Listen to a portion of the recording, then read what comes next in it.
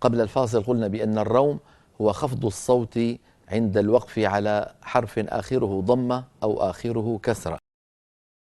هذا الخفض للصوت يكون فقط على الحرف الأخير، ليس الكلمة كلها،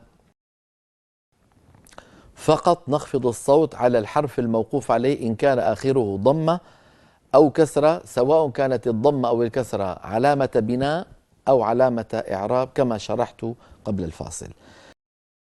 يأتي سؤال هنا: إن كانت الكلمة الموقوف عليها بضمة أو كسرة منونة، يعني مثلا عليم أو حكيم منونة، كيف أقف عليها؟ أو كصيب، كصيب آخرها كسرتان، علامة كسرة وعلامة تنوين وتنوين، كيف أفعل؟ العرب كانوا يحذفون التنوين ويقفون ببعض الضمة وبعض الكسرة. إذن لما تصل يا أخي القارئ إلى كلمة منونة مرفوعة مثل حكيم، والله عليم حكيم، من آخرها ميم مضمومة بعدها نون ساكنة، لأن التنوين نون ساكنة كما ذكرنا ذلك مرات وكرات. والله عليم حكيم، ميم مضمومة بعدها نون ساكنة، ماذا أفعل؟ أحذف النون الساكنة، هذا العمل الأول، يعني أحذف التنوين. وأما الضمة التي على الميم حكيم مو هذه فأضعف صوتي عندها بحيث يذهب تقريبا أغلب الصوت، قال العلماء تقريبا ثلثاء الصوت يذهب ويبقى الثلث، يعني عملية كما أسلفت وشرحت تقريبية، سواء كان هذا في الضمة أو في الكسرة. مثلا أو كصيب، أحذف التنوين فتبقى الكسرة كصيب، فأخفض صوتي عندها ويكون النطق هكذا: أو كصيب، أو كصيب، باء مكسورة صوت ضعيف. والله عليم حكيم، أحذف التنوين وأقف بميم آخرها ضمة صوتها ضعيف، هكذا. والله عليم حكيم، حكيم، هكذا ميم مضمومة صوتها ضعيف. نعود إلى اللوحات التي تبين لنا كيف نقف على الضمة والكسرة المنونتين.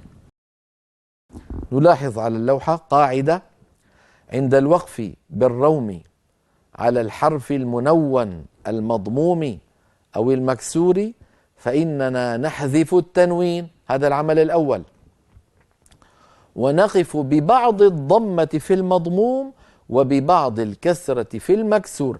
أعود فأقول: معنى بعض الضمة يعني ضمة صوتها منخفض، معنى بعض الكسرة يعني كسرة صوتها منخفض. نحو حكيم يوقف عليها حكيم، حكيم، هكذا ميم صوتها ضعيف.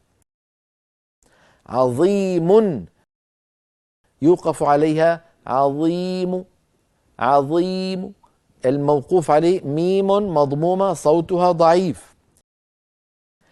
أو كصيب يوقف عليها، نحذف التنوين وتبقى الباء مكسورة فننطقها بصوت ضعيف، هكذا: أو كصيب، أو كصيب. طبعا ما في قلقلة، لماذا؟ لأن الباء غير ساكنة، لا تقلقل قطب جد إلا إن كانت ساكنة. المثال الأخير في هذه اللوحة قوله تعالى: ومن شر حاسد، لو وقفت عليه بالروم: ومن شر حاسد، حاسد، فأقف على دال مكسورة بصوت ضعيف من غير تنوين، من غير تنوين.